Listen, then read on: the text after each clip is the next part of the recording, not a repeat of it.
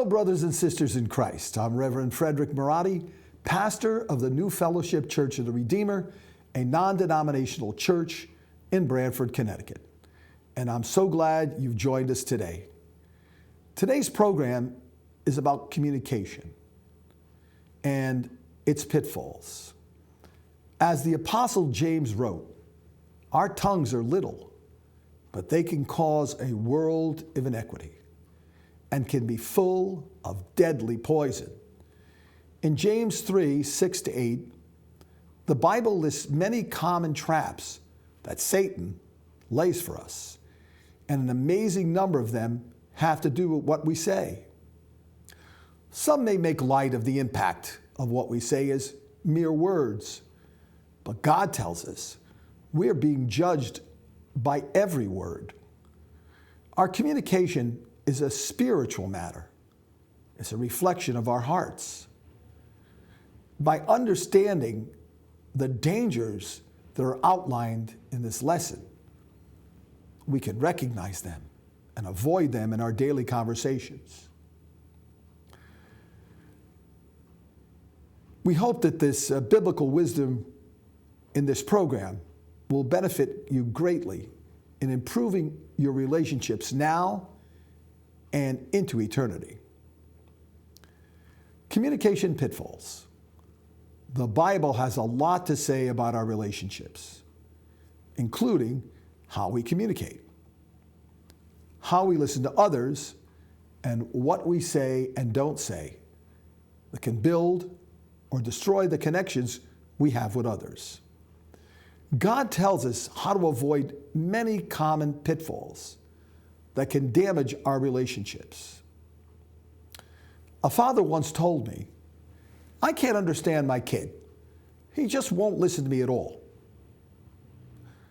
Let me restate what he just said. I replied, you don't understand your son because he won't listen to you. Well, that's right, he replied. Let me try again, I said. You don't understand your son because he won't listen to you. Well, that's what I said, he impatiently replied. I thought that to understand another person, you needed to listen to him. I suggested that. Oh, he said, and there was a long pause. Oh, he said again, as the light began to dawn. Oh, yeah, but I do understand him. I know what he's going through. I went through the same thing myself. I guess what I don't understand is why he won't listen to me. You see, this man didn't have the vaguest idea of what was really going on inside his boy's head. He looked into his own head and thought he saw the world, including his boy. So what does the Bible say about communication? Well, it says, how important does God consider the subject of communication? In Proverbs 18:21, death and life are in the power of the tongue, and those who love it will eat its fruit. In Matthew 12:34-37, brood of vipers, how can you, being evil, speak good things? For out of the abundance of the heart, the mouth speaks. A good man out of the good treasures of his heart brings forth good things, and an evil man out of the evil treasures brings forth evil things. But I say to you that for every idle word men may speak, they will give account of all in the day of judgment. For by your words you'll be justified, and by your words you will be condemned. In James 3:5-8, even so the tongue is a little member and boasts great things. See how great a forest a little fire kindles. And the tongue is a fire, a world of iniquity. The tongue is so set among our members that it defies the whole body and sets on fire the course of nature and is set on fire by hell. For every kind of beast and bird, of reptile and creature of the sea is tamed and has been tamed by mankind. But no man can tame the tongue. It is unruly evil, full of deadly poison. If we speak without thinking, we too often display the fruits of thinking without God. Since God is judging our every idle word, we need to give our words careful attention. Can not listening be a communication pitfall? Well, in Proverbs 18, 2 and 13, a fool has no delight in understanding, but in expressing his own heart. He who answers a matter before he hears it is a folly and shame to him. Stephen Corvey addresses our society's lack of emphasis on listening skills. Communications is the most important skill in life. We spend most of our waking hours communicating. But consider this. You've spent years learning how to read and write, years learning how to speak. But what about listening? What training or education have you had that enabled you to listen so that you really, deeply understand another human being from that individual's own frame of reference? We need to focus on the other person and force ourselves to seek understanding of his or her point of view before sharing our own. So what's the sure way of avoiding saying something wrong? In Proverbs 10:19, in the multitude of words, sin is not lacking, but he who restrains his lips is wise. In Proverbs 21 and 23, if you keep your mouth shut, you will stay out of trouble. Keeping our mouth shut is a sure way of not saying something bad. But we can't get through life without communicating. In fact, Proverbs 10:19 clarifies that. It is a multitude of words that generally causes the problem. We should avoid being overly talkative and garrulous. Also, we must be very careful to think before we speak and choose our words carefully. Whatever we say should be edifying with an intent to reflect the nature of Christ and to glorify God. So what does the third commandment teach us about what we should and shouldn't say? In Exodus 20:7, do not misuse the name of the Lord your God. The Lord will not let you go unpunished if you misuse his name. In Matthew 5:33 and 37, again, you have heard that was said that those of old, you should not swear falsely, but shall perform your oaths to the Lord. But I say to you, do not swear at all, neither by heaven, for it is God's throne, nor by the earth, for it is his footstool, nor by Jerusalem, for it is the city of the great King. Nor shall you swear by the head, because you cannot make one hair white or black.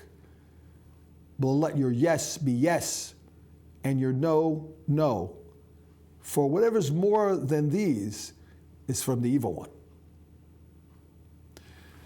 God's name is precious, and it's sacred, and it deserves the highest respect. Though society today so often uses it in cheap and vile ways, God allowed his name to be used in oaths and promises in the Old Testament times. But Jesus Christ told Christians, do not swear at all. We should be as careful with our words and promises as if we had sworn, because as Christians, we are to represent God honorably in our words and in our actions. What else does the Bible say about disrespectful, foul, or abusive talk? Well, in Exodus 22:28, you shall not revile God, nor cause a ruler of your people. In Peter 2:10-12, and especially those who walk according to the flesh in the lust of uncleanliness and despise authority.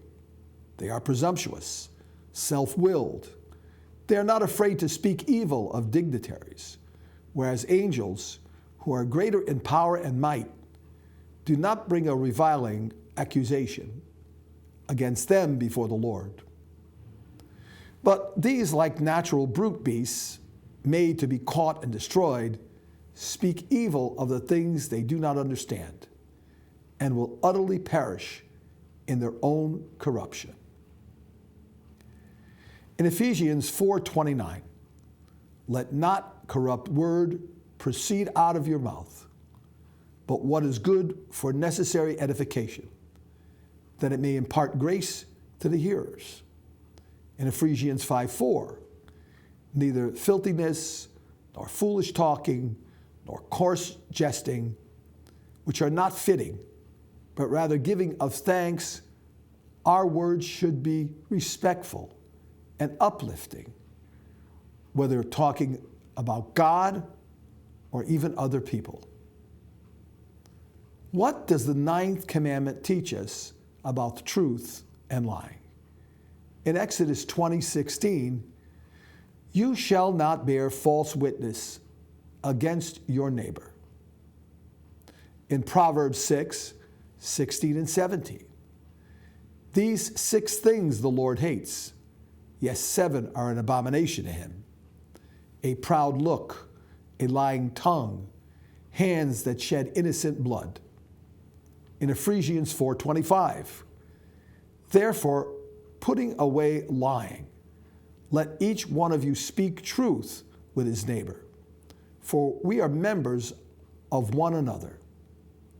In Revelation 21:27, but there shall by no means enter it anything that defiles or causes an abomination or a lie, but only those who are written in the Lamb's book of life. God is a God of truth.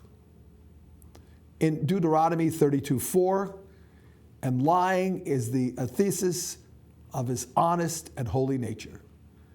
Our modern world doesn't value truth as highly, and it is so easy to justify just a little lie when it comes and seems to benefit us. But see, God hates lying, and he'll not allow it in his kingdom. So we must see through deceit and strive to avoid allowing lies through our lips. How does the Bible describe gossip? Well, in Leviticus 19:16, you shall not go about as a talebearer among your people. You shall take a stand against the life of your neighbor. I am the Lord.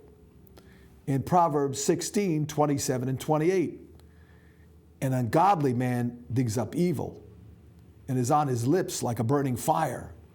A perverse man sows strife, and a whisper separates the best of friends. In Proverbs 26:20-22, fire goes out for lack of fuel, and quarrels disappear when the gossip stops. A quarrelsome person starts fights as easily as hot embers light charcoal or fire lights wood. What dainty morsel rumors, but they sink deep in one's heart. Gossip can seem delicious, but it can be deadly to even the best friendships. Gossip and rumors can spread like wildfire and can be just as destructive. What does the Bible say about sowing discord and causing offense? Well, in Proverbs 6:19, understand, God hates a false witness who speaks lies and one who sows discord among brethren. In Proverbs 18:19, a brother offended is harder to win than a strong city, and contentions are like the bars of a castle. Our words can have a devastating effect on others. We can create discord and offend those who trust us. Afterwards, we can't take those words back, and trying to win back someone's trust can be a nearly impossible task, as they've now built up walls of defenses to avoid being hurt again. You know, how much better to think about our words in advance and remove the pointed ones and diffuse the explosive ones. So how should we deal with others' offensive words or gossip? Well, Ecclesiastes 7:21 and 22. Also, do not take to heart everything people say, lest you hear your servant cursing you. For many times also your own heart has known that even you have cursed others. When gossip or offensive words are directed at us, we can struggle to avoid hatred, to avoid bitterness, and a desire for revenge. As much as possible, we should ignore and try to avoid hearing these things.